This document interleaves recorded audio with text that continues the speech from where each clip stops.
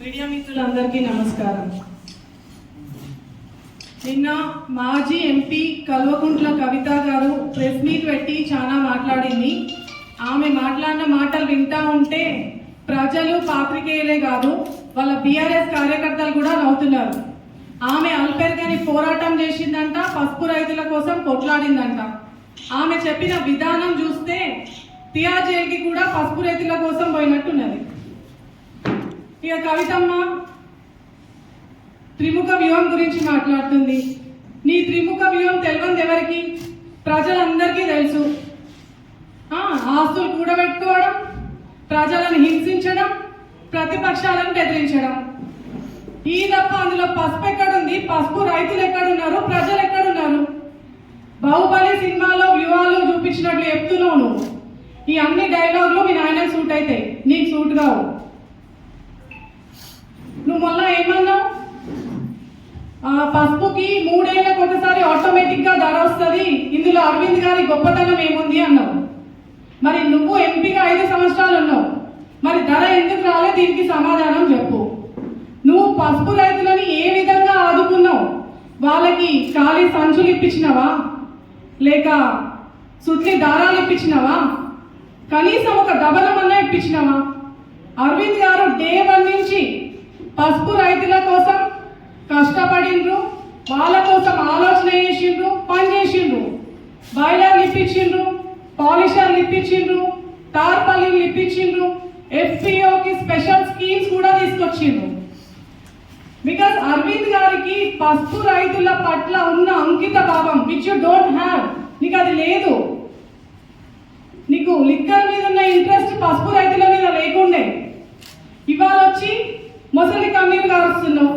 నీకు వాళ్ళపైన అంత చిత్తశుద్ధి ఉంటే నందిపేట్ సెస్కి కానీ వేల్పూర్లో మీ రాష్ట్ర ప్రభుత్వం కేటాయించిన 42 ఎకరాలలో ఎందుకు ఒక్క పరిశ్రమ రాలే?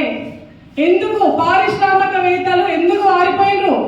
బికాస్ నువ్వు అప్ఫ్రంట్ కమిషన్ అడిగినావు, అందుకే వచ్చేటోళ్ళు కూడా వారిపోయినరు, రాకుండా వేసినావు.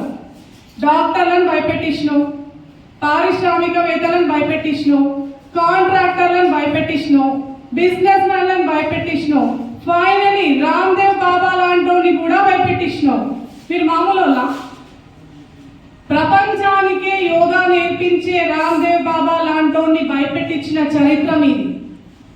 ఆయన ఆశ్రమం అంటే ఆయన శిష్యులు అడిగినంట, ఇందూరులో పసుపు శుద్ధి కర్మాగారం ఎందుకు పెట్టలే అని. పసుపు శుద్ధి కర్మాగారం పెట్టాలి అంటే ముందుగా అక్కడ ఉన్న ఎంపీకి ఆత్మశుద్ధి కావాలి అన్నారంట. నీకు తెలియదా? నువ్వు మామూలు నాయకురాలు కాదు, అలాంటి భయపెట్టించినావు. Everywhere KST. ఇవాళ వచ్చి పసుపు రైతుల గురించి మాట్లాడుతున్నావు. మీ సోకాల్డ్ నాయకులను తీసుకొని అక్కడికి పోయినా, ముఖ్యమంత్రులను కలిసినా, వీళ్ళని కలిసినా, ఎంతో ఎఫర్ట్ పెట్టినా అని గొప్పతనం చెప్పుకుంటున్నావు. అరవింద్ గారు ఏ ఒక్క రోజైనా పసుపు రైతులకి తను చేసిన ఎఫర్ట్, తను చేసిన పని గురించి కానీ, తన ఎఫర్ట్ గురించి కానీ, గొప్పతనం గురించి కానీ ఒక్కరోజు కూడా చెప్పుకోలేదు. ప్రధానమంత్రి నరేంద్ర మోదీ గారు స్వయంగా, ఈవెన్ అమిత్ షా గారు, పీయూష్ గోయల్ గారు పసుపు బోర్డు ఇచ్చే వరకు మా ప్రాణం తీసిండ్రు, మమ్మల్ని వదిలిపెట్టలేదని వాళ్ళే స్వయంగా చెప్పిండ్రు. That is commitment. మీకెక్కడుంది కమిట్మెంట్ ప్రజల పైన? ఇంకా మాట్లాడితే 2014 ముందు అరవింద్ గారు రాజకీయంలో ఎక్కడున్నారో ఆయనకేం తెలుసు అంటున్నావు. మీ నాయనకి రాజకీయ జీవితం ఇచ్చిన డి శ్రీనివాస్ గారి కొడుకు ఆయనకి రాజకీయం తెలియదా? వాళ్ళ కుటుంబం రాజకీయం చేసేటప్పుడు నువ్వు అమెరికాలో ఎక్కడో పని చేసుకున్నావు. ఆ అలవాటు ప్రకారమే ఇక్కడికి వచ్చి లిక్కర్ వ్యాపారం చేసినావు, తిహార్ జైలుకి పోయినావు. ఇంకేం చేసినావు నిజామాబాద్లో? ఇవాళ వచ్చి చాలా పెద్ద మాటలు మాట్లాడుతున్నావు. రైతులకు నేనేమో చేసినా, ఏమో ఘనకార్యం చేసినా అని. ఇక ప్రోటోకాల్ గురించి మీకు అసలు మాట్లాడే రైట్ ఉందా? మీ ప్రభుత్వం అధికారంలో 10 సంవత్సరాలు ఉంది. ఏ రోజైనా ఏ కార్యక్రమానికైనా ఎవరైనా ప్రోటోకాల్గా పిలిచిందా? మోదీ గారు వస్తే మీ నాయన రిసీవ్ చేసుకున్నాడా? ఫామ్ హౌస్లో వండుకున్నాడు. ఇన్ఫర్మేషన్ కాదు కదా, కనీసం ఇన్విటేషన్ కానీ ఇచ్చిండ్రా? ఇవాళ నువ్వు చెప్తున్నావా? ఏం హక్కుంది నీకు చెప్పేది ప్రోటోకాల్ గురించి? మీరు చేసిన అన్ని మంచి పనులేనా? 10 ఏళ్ళ నుంచి ఏం చేసిండ్రు? ఇంకా మీ నాయననే చెప్పిండు చెల్లని రూపాయికి గీతలు ఎక్కువ అని. నువ్వు చెల్లవని ఆల్రెడీ ఇందూరు ప్రజలు నీకు కర్ర తీసి వాత పెట్టిండ్రు. ఇప్పుడైనా ప్రజాక్షేత్రంలో ప్రజా జీవితంలో నువ్వు ఉందాగా జీవించడం నేర్చుకో. నీ ఆలోచన విధానాన్ని మార్చుకో.